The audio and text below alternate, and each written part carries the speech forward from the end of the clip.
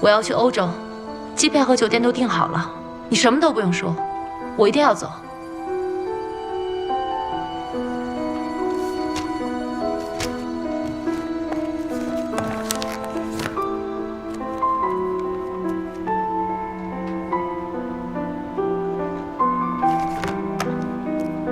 伯没说我不放人，你确实应该好好休息一下。玩的开心，不管你休多长时间的假，都是带薪的。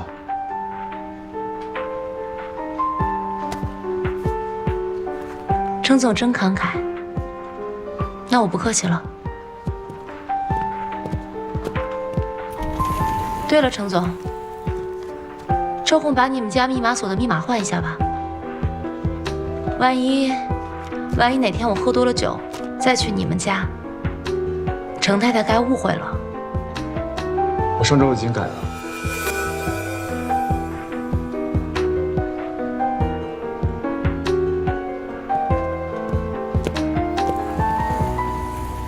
乔总，热闹好看吗？哎，Cindy 姐，跟我没关系。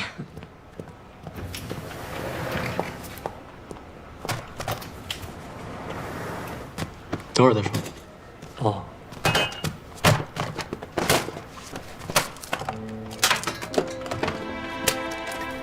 行了，别看了，忙你们的。怎么了？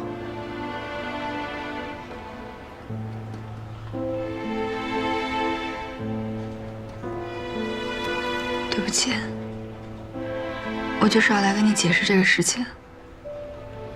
我和陈总是假结婚，因为我怀了沈侯的孩子，但是我和他现在不能在一起，所以陈总就帮我隐瞒这个事实。用婚姻帮你？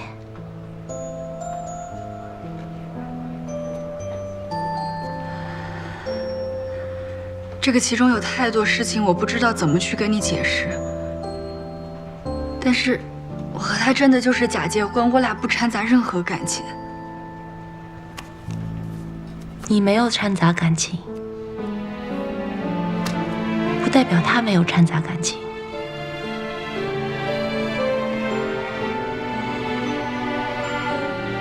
等我度过这一关，我会第一时间跟他离婚的。什么时候？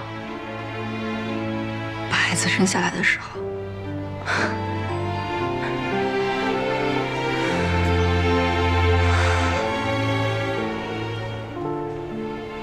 我无话可说，请你出去吧。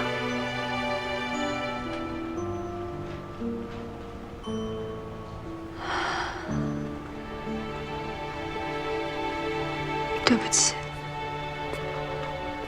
叶晨，你的婚礼我是不会去的，我无法给你们祝福。这也没什么好祝福的。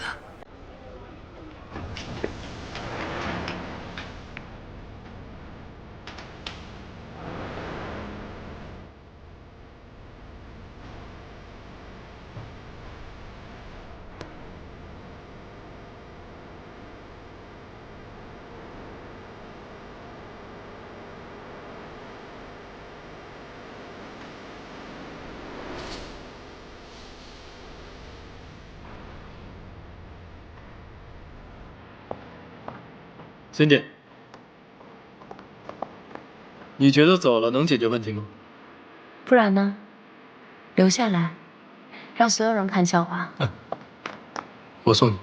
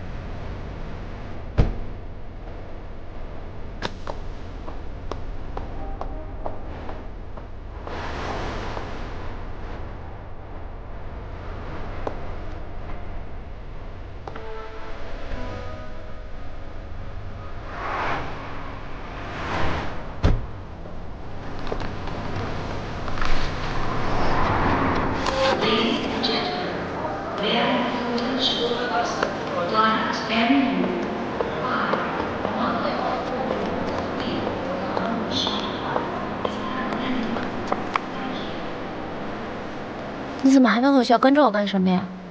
你就这么出国了？就带一个包？有什么是不能买的吗？你觉得你这是一个成年人的成熟之举吗？你考虑过自己的安全问题吗？你的证件带全了吗？你的酒店订了吗？还有你在巴黎有朋友吗？下飞机有人接你吗？这些你都不考虑，你就一个人走了？你不觉得你话很多吗？我不觉得呀。我觉得。现在离飞机起飞还有4个小时，我先带你去买东西，好不好？我不想跟你继续在这个地方。墨迹。我只知道，越早离开这儿，就越早能找到我的真爱。你把东西买全了，也不耽误你寻找真爱。走。让开，让开。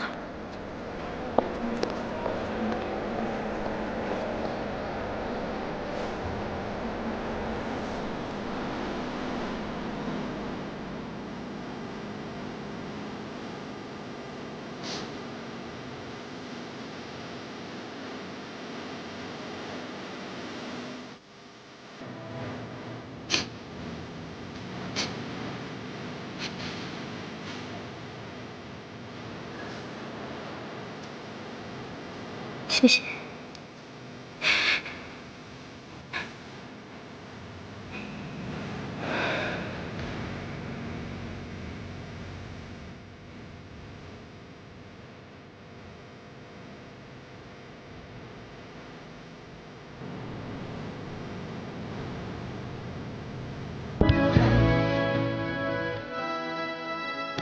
我的妆化了吗？没有。是他让你来的。这次不是。想哭就哭吧，反正高空2万尺，没人看得见。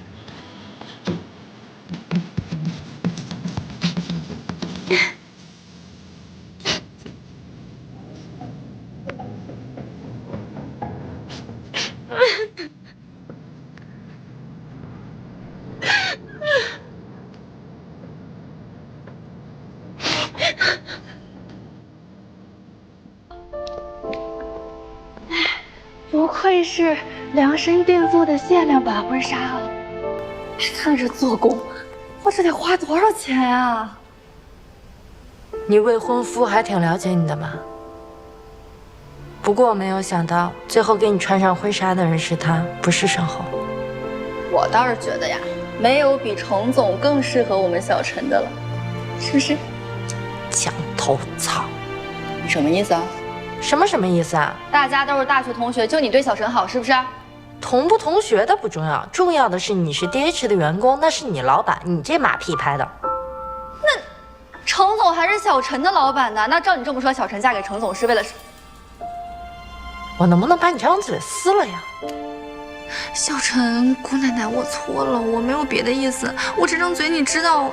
好了，你心直口快的，大学4年，大家都习惯。你原谅我了。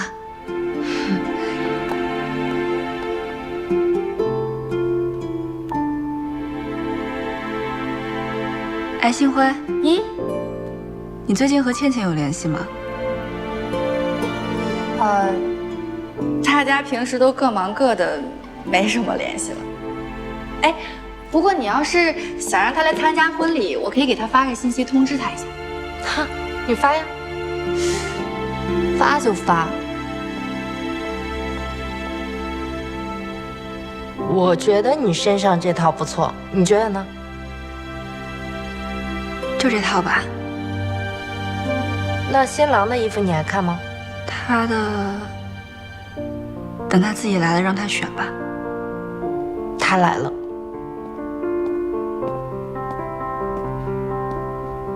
程总，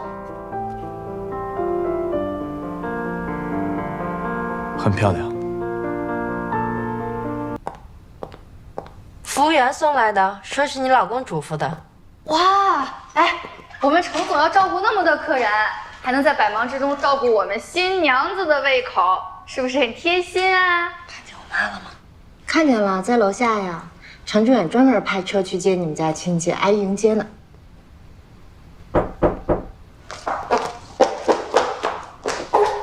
程总好。亲朋好友都已经入席了，我们下去吧。开心点。哎呦，程总，这你就不懂了吧？嫁人哪有不开心的呀？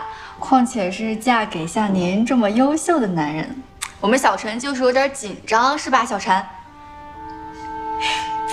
太配了，古人说的一对璧人就是在形容你们了。哎，程总，我说你也太狡猾了吧！打着西式婚礼的幌子，连迎亲和闹洞房都省了。哎，不过要是这么容易就让你把我们新娘子给接走，那我们娘家人的面子往哪儿搁呀？是吧，魏彤？哦，早就准备好了。魏彤，谢谢程总，谢了。我不是想省，就怕小陈累上。呀，一生就累这一次。我堂姐和表姐说呀，说举行婚礼的时候觉得又累又闹腾，但是过后啊都是非常珍贵的回忆。快走了，快走了。走吧。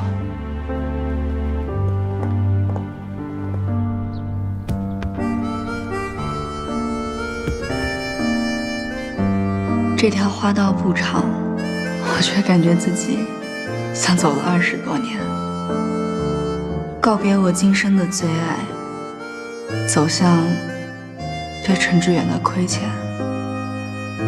我手捧着陈志远为我准备的白色铃兰花，是他期望我坚强面对余生的祝愿。这每一步，我都如踏着我的前身。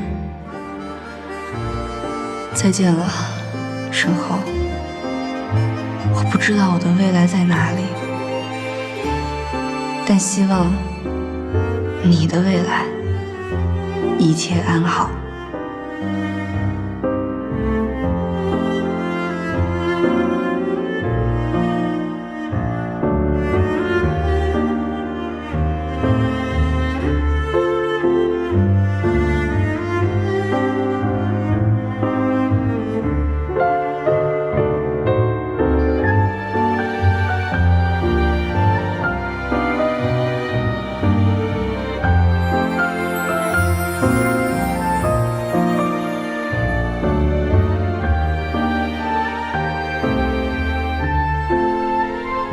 是命运的指引，让这一对有情人在这茫茫人海中相遇相知。今天我们欢聚于此，就是为了共同见证他们正式的进入彼此的人生。在此之前，我想请新郎和我们分享一下属于你们自己的故事，比如为什么以蜗牛作为婚礼的主题呢？其中是有什么特殊的含义吗？因为啊，这是我太太送我的第一份礼物。那年圣诞节，我送了一份圣诞礼物给她，她要回礼，却没有准备好，所以我就问她要了一个她挂在包上的挂坠。那个挂坠就是蜗牛。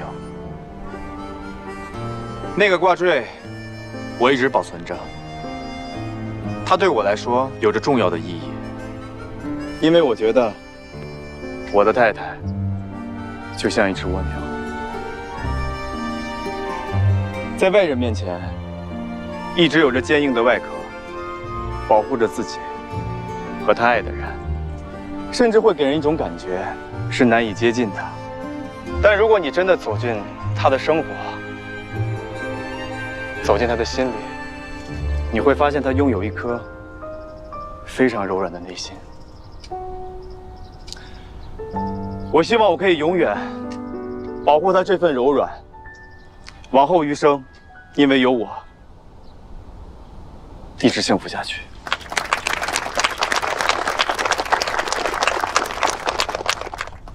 下面有请伴郎伴娘将戒指交给两位新人。戒指是圆形的，没有开始，也没有终结。这就像两位的爱情一样，连绵不断，永不停息。下面请新郎牵起新娘的右手，将戒指戴在她的无名指上。他将帮你锁定你一生的幸福，和你忠贞不渝的爱情。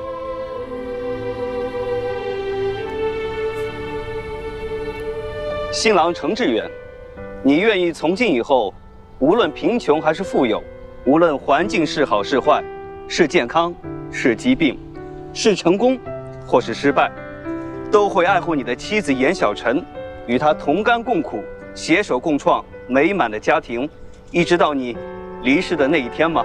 我愿意。现在请新娘帮新郎戴上戒指。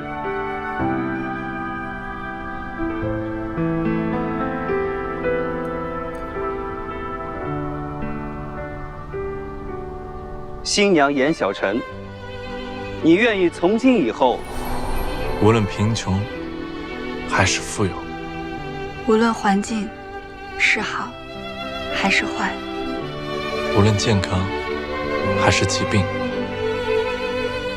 无论成功还是失败，我们同甘共苦，直到离世的那一天。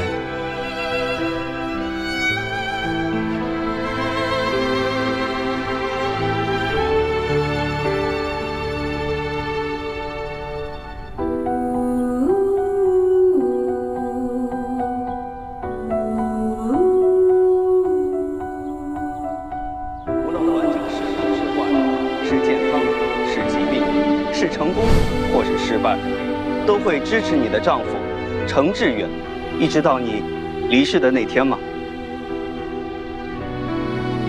我愿意。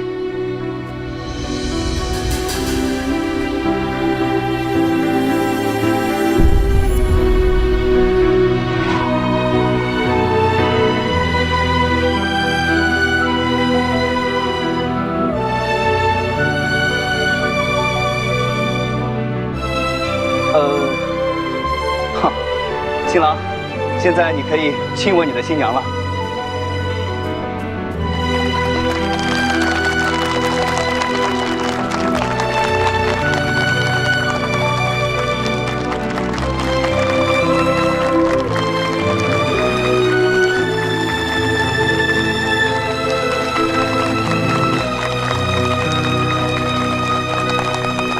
我宣布，礼成。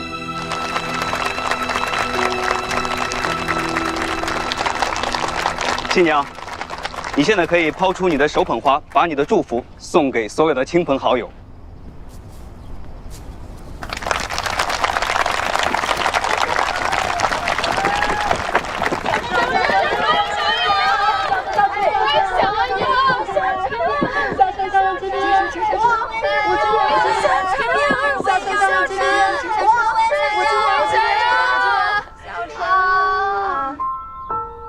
贝彤，铃兰花的花语是“幸福再次来到”，也是淑女之泪的意思，送给你再合适不过了。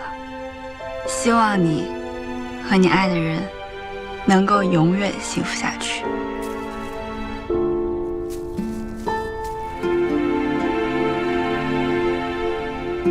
希望我们都能幸福。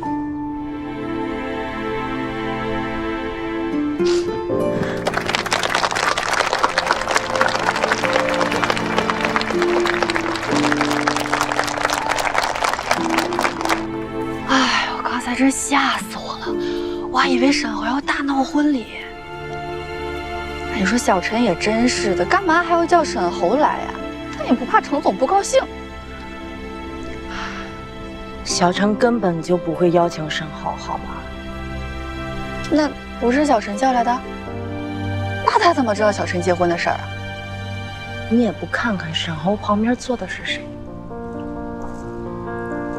我的天哪，这哪是婚礼啊，这根本就是修罗场啊！早知道这样，我就不发信息通知他了。怎么了？你发的？那天问小陈要不要通知吴倩倩的时候，你也在啊。刘新慧，你太聪明了。我聪明吗？哎，等一下，头发有点乱了。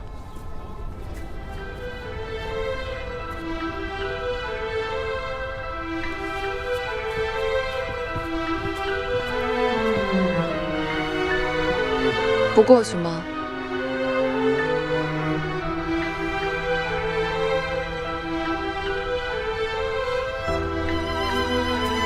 你清醒一点，她现在是别人的新娘了，戴上别的男人的戒指了。哎，别说了，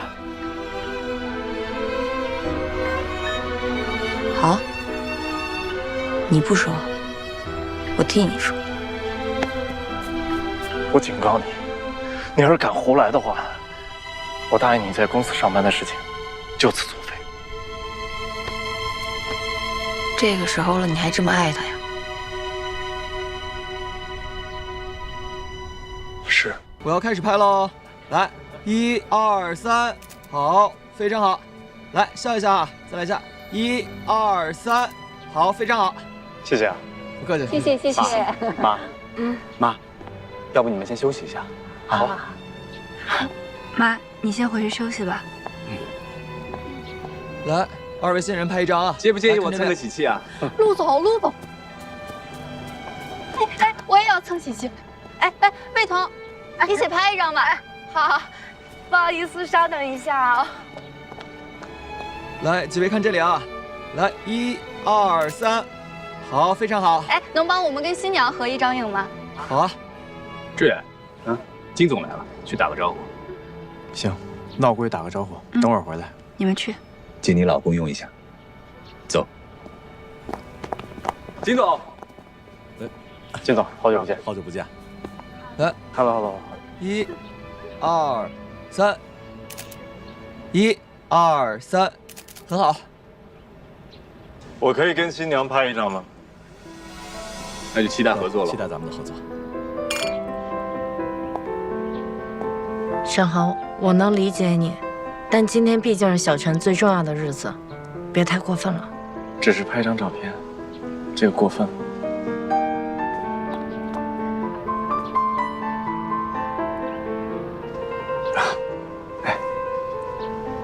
只是拍一张照片，你又不是想干嘛？我想新郎应该不会介意吧？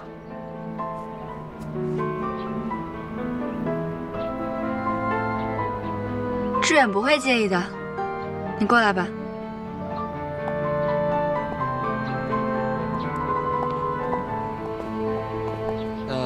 2位老板，以后多关照啊。今天的婚礼很美，合作愉快，合作愉快。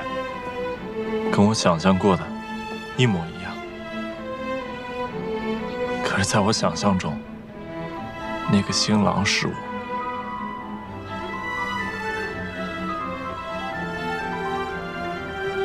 严小晨，你就这么心安理得吗？你对我就没有一丝丝歉意吗？这位先生，麻烦看一下镜头。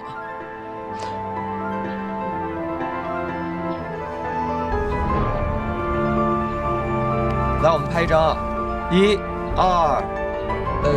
2，2位的笑容能再大一点吗？来看这里啊，1、2、3，好，好，非常好，我们再来一张，1、2、3，好，非常好，谢谢啊。那边有个客户想要见见你。好。沈先生，不好意思啊。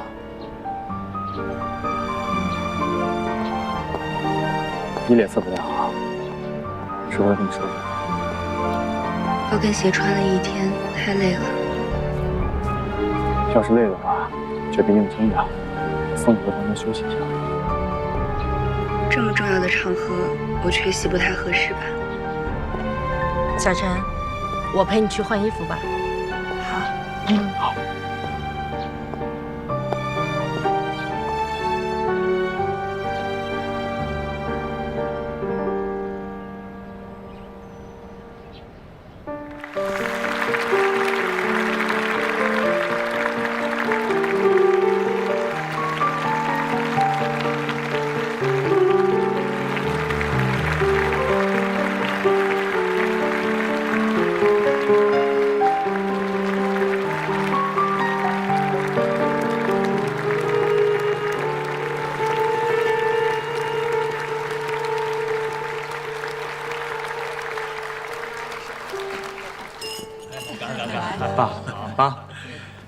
哎呦，叔叔阿姨，谢谢，恭喜！清芳啊，咱俩得有10多年没有见面了吧？是，你看这么长时间，我也没过来看你，也没关心过你。这孩子结婚，你还惦记着我。三婶儿，您说什么呢？您是长辈，我应该多去看您才对。对了，那小陈现在在哪儿工作呢？他们2个人在一个公司，但是具体是哪个我也不太清楚。是大公司，反正是做投资的。哦，那真好啊！哎，你们看，这俩孩子多般配呀！哎，你们也动筷子吧，哈哈！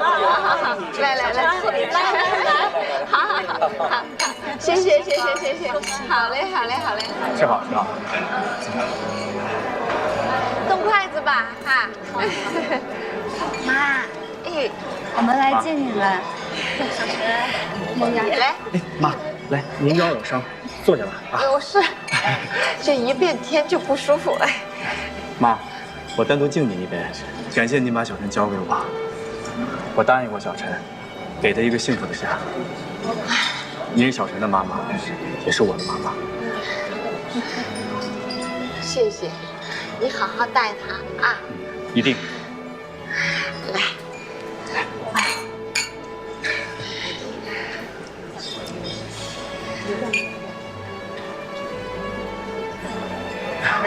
少喝一点啊！哦，好孩子，来，各位，过来的，结婚了！谢，大家吃好喝好啊！哎，你喝饮料，小陈的你不干了？我干了。来，我帮他喝，那不够，至少了。我先干了。不要，多喝上，我一会儿。一会儿跟你们好好喝啊！你要慢慢吃啊。小陈，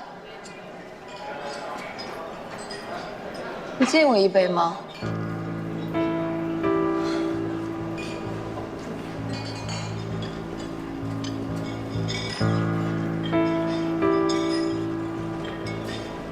来，我敬你。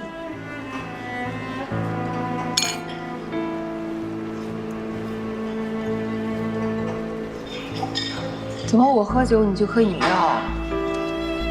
未免对我这个老朋友太没有诚意了吧？倩倩，小陈不方便喝酒，喝饮料心意是一样的。我跟你认识这么久，还是第一次听说你不能喝酒啊。你以前跟沈侯在一起的时候，我记得你在酒吧打工，怎么当时能喝，现在就不能喝了呢？哦，对了，我忘了你怀孕了。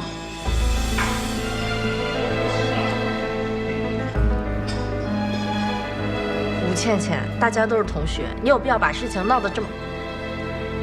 杨小晨，你在这儿风风光光的举行婚礼，你有想过沈侯的感受吗？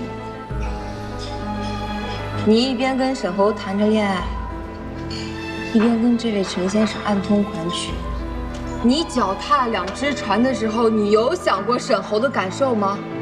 倩倩，你是不是喝多了？喝多了。我没喝多。我说的不对吗？你一边跟沈侯谈着恋爱，肚子里不就已经怀着陈志远的孩子了吗？我说错了吗？吴小姐，不好意思啊，这个地方不欢迎你，请你现在就出去。你回答我呀！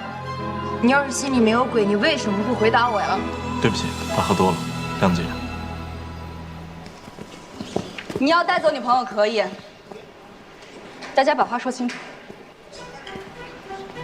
吴倩倩，我告诉你，第一，我和我先生还有沈侯之间，不管是3角恋还是脚踩2只船，这都是我们的自由，也没有违背任何法律，也轮不着你来关心。第二，我和我先生是怎么从相爱到结婚的，这是我们的私事儿，我不用向你解释吧？反倒是你，这个早就把我拉黑，而且从来不跟我往来的大学同学，在我婚礼这么重要的时候跳出来闹这一出，我不明白你安的什么心，除了抹黑我，我找不到别的解释。梁小晨，你说这话太过分了吧？你说这些，你对得起小红吗？我对得起任何人，我问心无愧。你可以带你朋友走了，谢谢。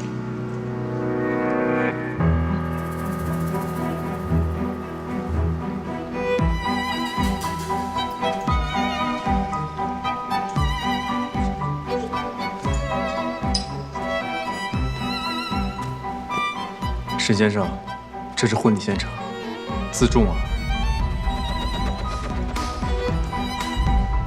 我早就该知道，你一直都是这么道教不入。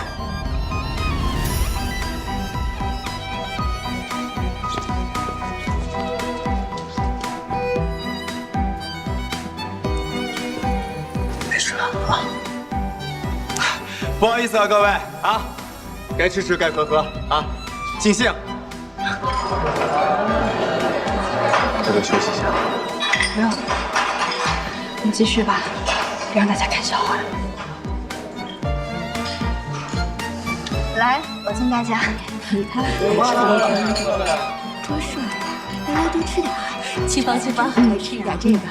你们吃，你们吃。来，我敬敬大家，谢谢你们来。辛苦了，新婚快乐啊！新婚快乐，新婚快乐！谢谢啊。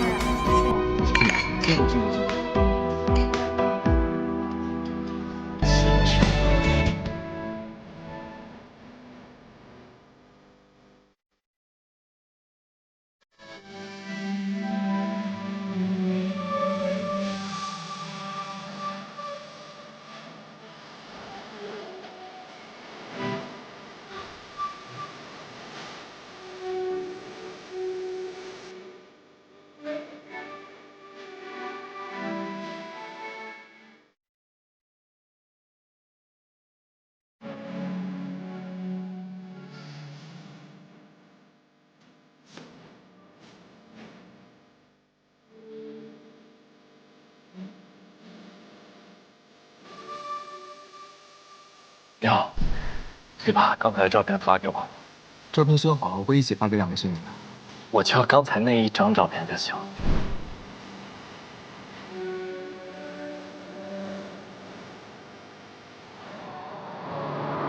安妮，你是不是忘了买瓶醋？那我去买，你先回去。要不要我？不用，回去吧啊。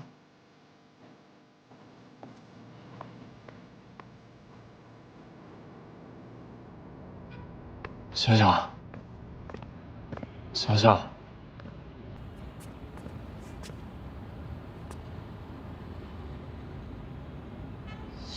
你怎么在这儿啊？小小，对不起，婚礼那天我所说的那些话都不是我的真心话，我已经失去理智了。没关系啊，是不是真心话，我都不会往心里去。我明明以前跟你保证过，我会变得更好，我会变得能让你依靠。可是我还是依然浑浑噩噩，不求上进。我知道，你对我是彻底失去信心了，所以你才会选择另外一个人，对不对？小小，你能不能不要离开我？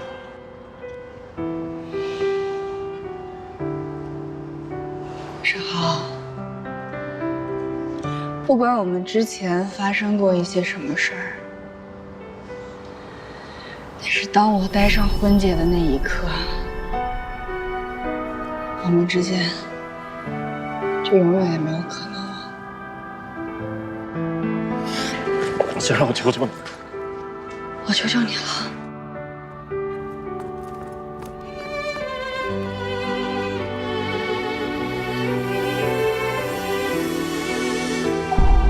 小小，我爱你。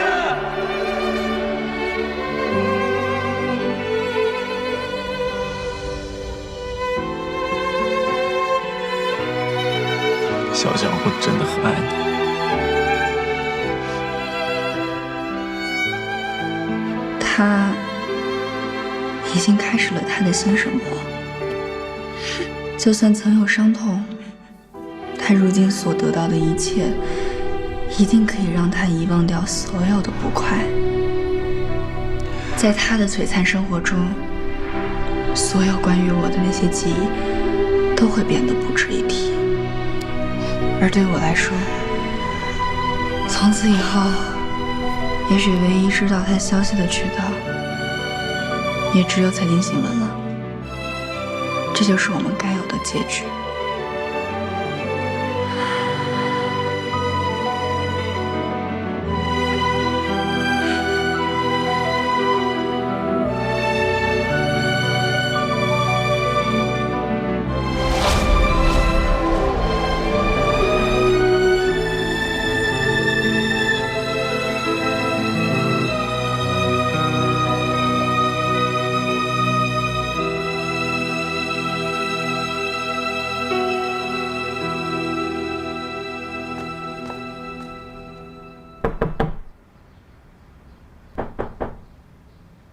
醒了吗？醒了，我一会儿就起来。好。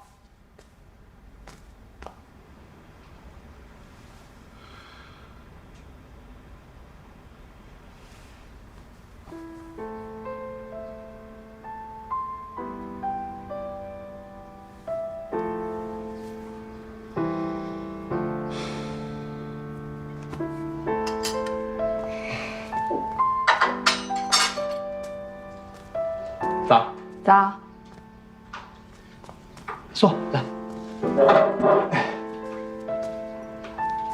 孕妇啊，不能吃太油腻的东西啊，面包、牛奶、鸡蛋，又健康又营养。你的呢？我已经吃过了，起得早。好，你慢慢吃，我去收拾一下。谢谢啊。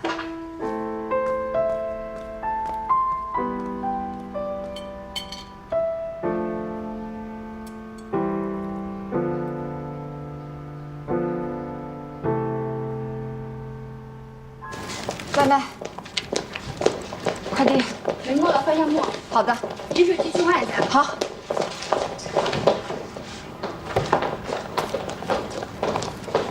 朱总好。这小沈总也够厉害的，刚上任几天又调了个姑娘进来，这不跟当初那个严实吗？管好你自己的事儿。意大利那边回复了吗？啊，在我邮箱，我现在去发给你。哎，李辉。你说这事儿奇不奇怪？这程总跟小程这才刚结婚，就天天来上班。那乔总跟 Cindy 这几天都没来公司，他们去哪儿？这就说明你还是太年轻了。听我给你分析分析啊。陈总呢和咱们陈总夫人只是在给咱们树立企业文化，这叫做新婚不下火线。至于咱们的乔总和 Cindy 姐，那就更好理解了啊。你想啊，陈总结婚了，新娘不是 Cindy 姐，他是不是得伤心？他一伤心，那乔总的机会不就来了吗？乔总？对啊。你是说乔总对 Cindy 姐？那是当然了。我告诉你啊，我李辉虽然业务水平一般般，但是在这些事情上面的第六感，我在公司我排第二，没人敢排第一。哎，你别不信啊，真的。志豪，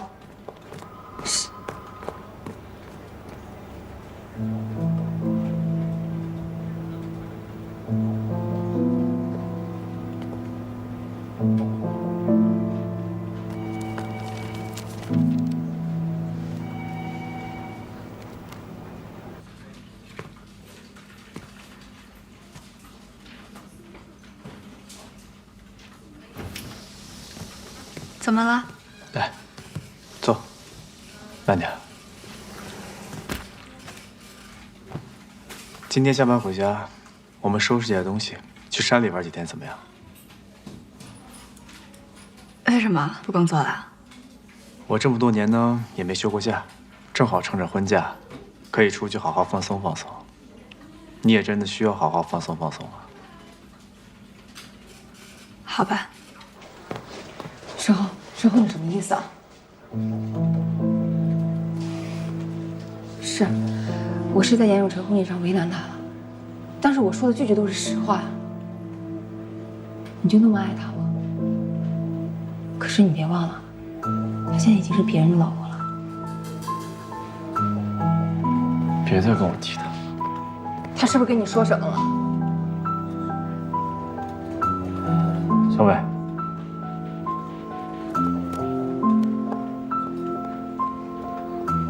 他帮你替考，是我向学校和公司举报的。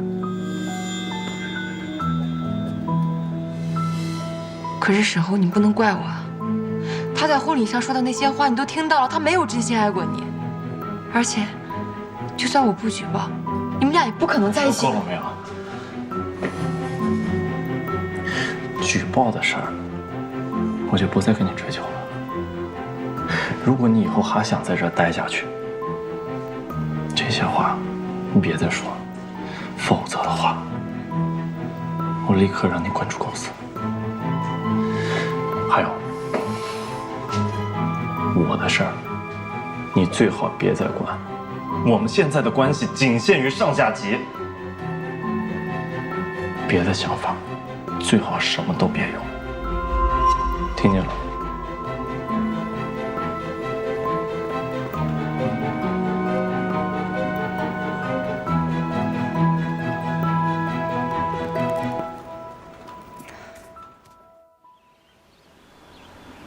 怎么样？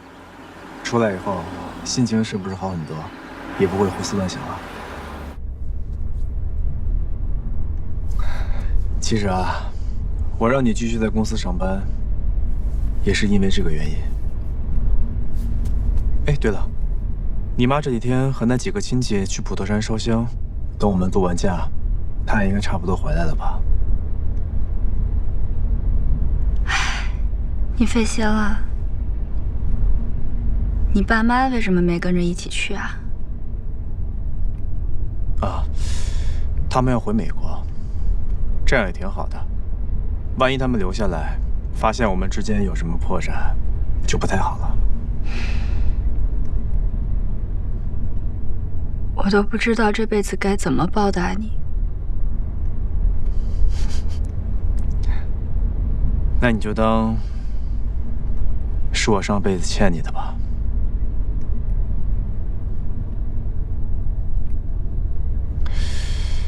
我本来啊，是打算带你出国玩的，但是你的身体不太允许，所以最好的选择就是来山里住几天，就是没有什么娱乐，不知道你会不会无聊？不会。出来看看这些山山水水、花花草草的，有些事情自然就想通了。跟这些比起来，我自己这点事儿，又算什么呢？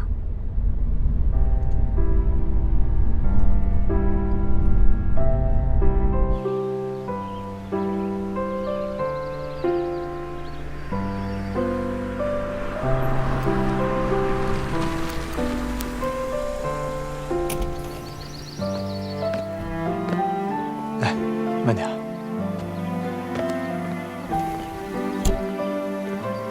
怎么样？好美啊这儿！我感觉我自己就跟做梦一样。接下来的这一周啊，都可以好好做梦。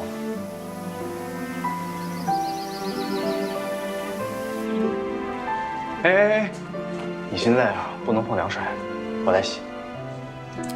帮我拿一下。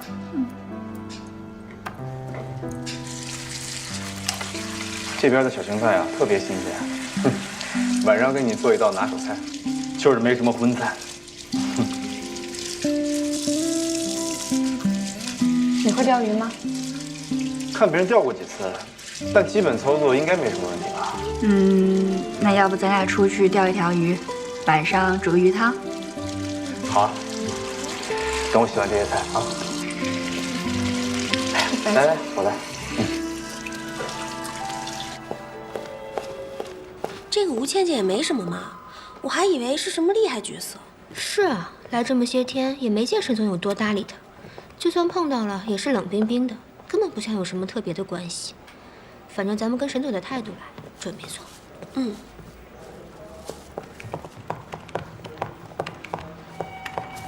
你的酸辣粉，你的宫保鸡丁，谢谢啊。不用谢。哎，这怎么有香菜啊？你不知道我对香菜过敏吗？哎呀，你看这宫保鸡丁量又少，这闻着还有股味道，你这怎么点的菜？可你说的就是这些啊！你连这种小事都做不好，还好意思找理由呢？不都一样吗？哎，香菜给我吃啊！你装什么好人吃你的酸辣粉？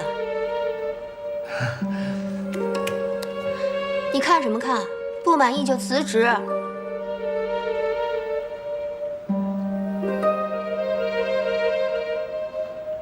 我这就去重新买。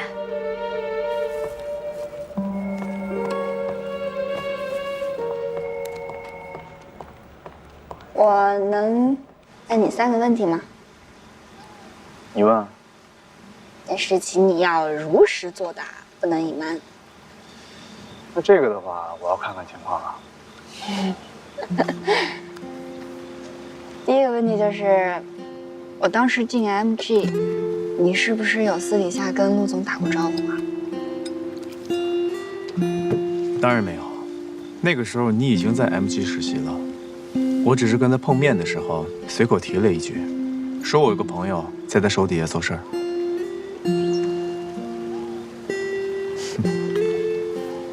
那后来吴倩倩写匿名信，她也没有损伤公司的利益，为什么陆总把她辞退了？那是不是你让他那么做的？这算是第2个问题吗？这是同一个问题啊。就算我这么要求，陆阳也不会这么做。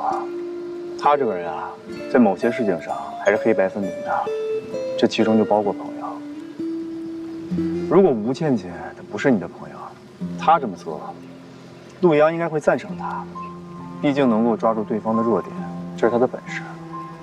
但吴倩倩是你的朋友，大概是陆阳这几年被别人在背后捅刀捅的实在是太多了，他讨厌像吴倩倩这种在背后捅朋友几刀的人，给他点教训，免得以后害人害己。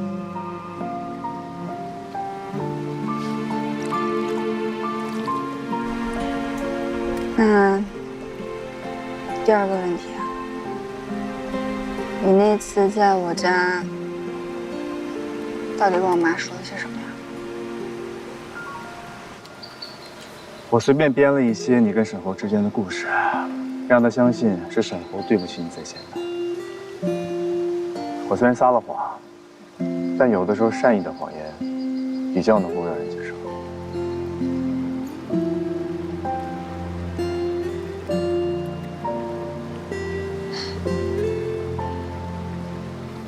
好，那第3个问题啊，你当初是怎么答应 Cindy 和他在一起的？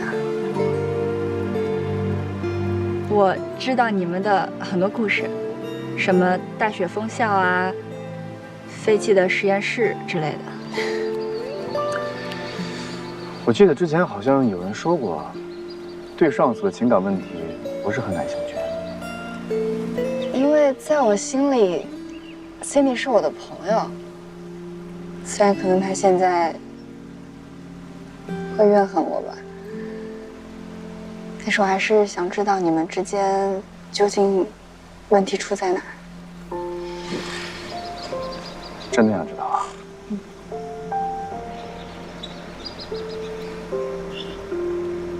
是恻隐之心。自从我妹妹在我眼前过世之后，我看到的一些因为我而受伤的人或事儿，总会忍不住自责，想要上前呵护。那个时候我以为那就是爱，后来我才明白，是那个时候我没弄清楚。所以2年了，你还没弄清楚？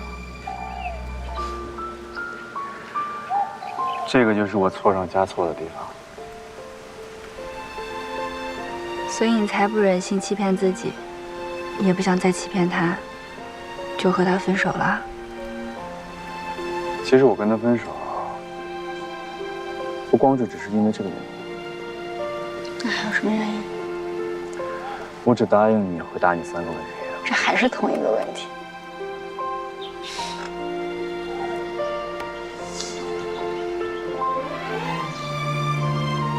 其实有段日子，精神状态不是很好，看了一段时间的心理医生。在我还没有痊愈之前，我不想耽误任何人的生活。那你现在呢？你现在有好转吗？好了，不说这些，要不鱼都钓不上来了。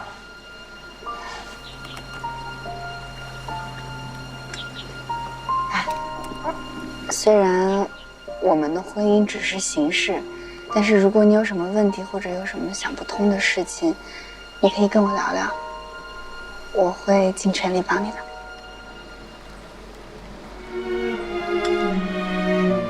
谢谢，但我真的很快乐。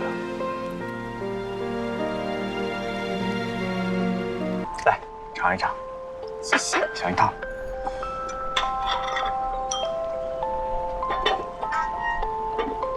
尝尝你加工完的味道怎么样？怎么样？很鲜。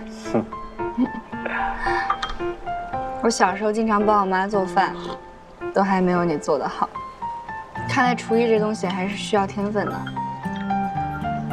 那是因为啊，你没有看到我99%的努力。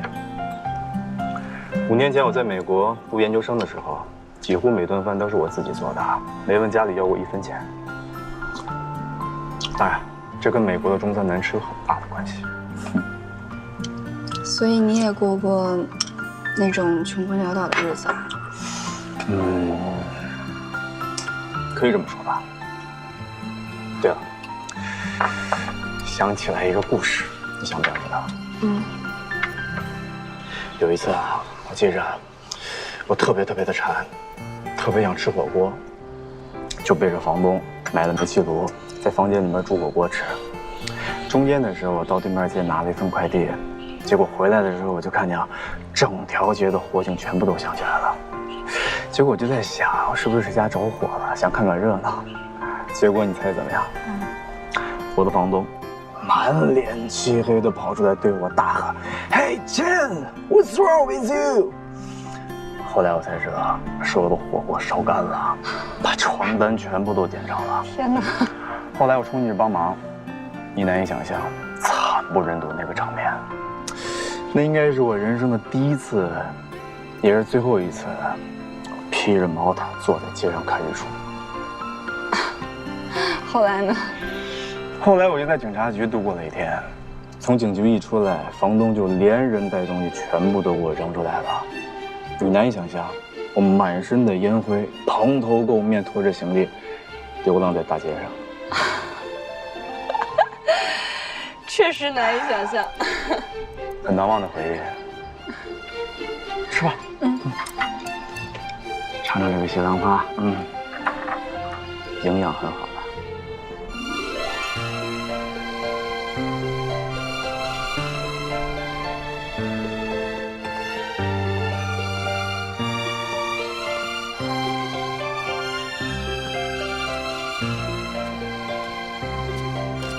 晚安。晚安。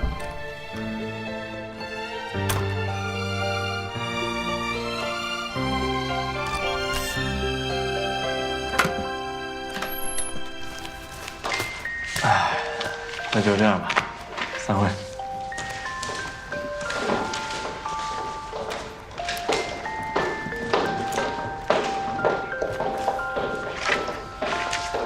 这沈总啊，可真不得了啊！悟性真高，才上任没多久，新手立马变老手。是啊，但是就是不知道为什么非得在这分公司办公啊？例会也要把我们叫到这里来。哦，我听说，沈总以前在这儿上过班，对这儿有感情。不会吧？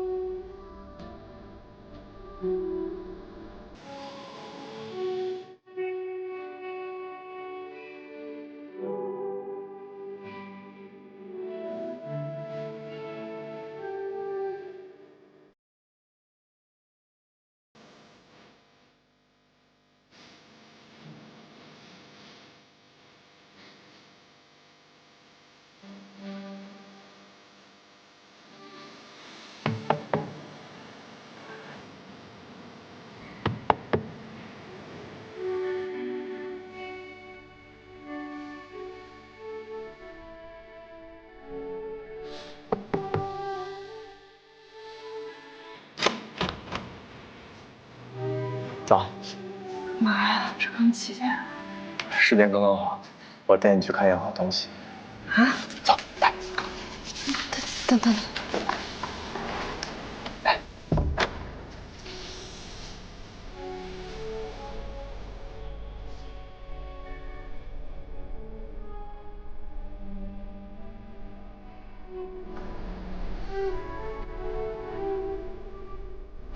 来，上面电脑。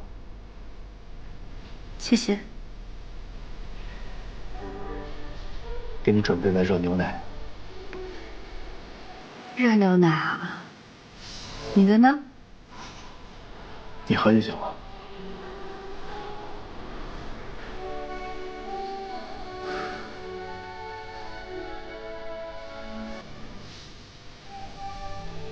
还冷吗？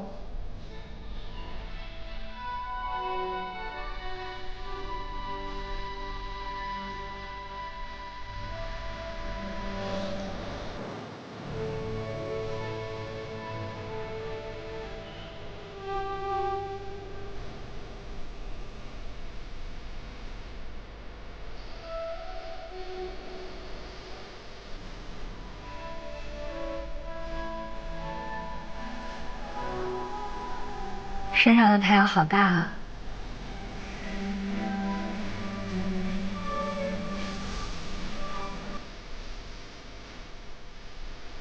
好像伸手就能够到它一样。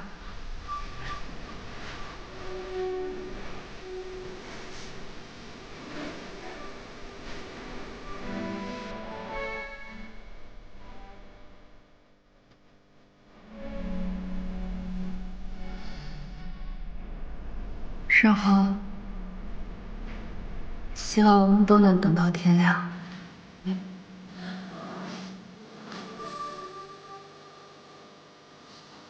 想想，不是要等天亮。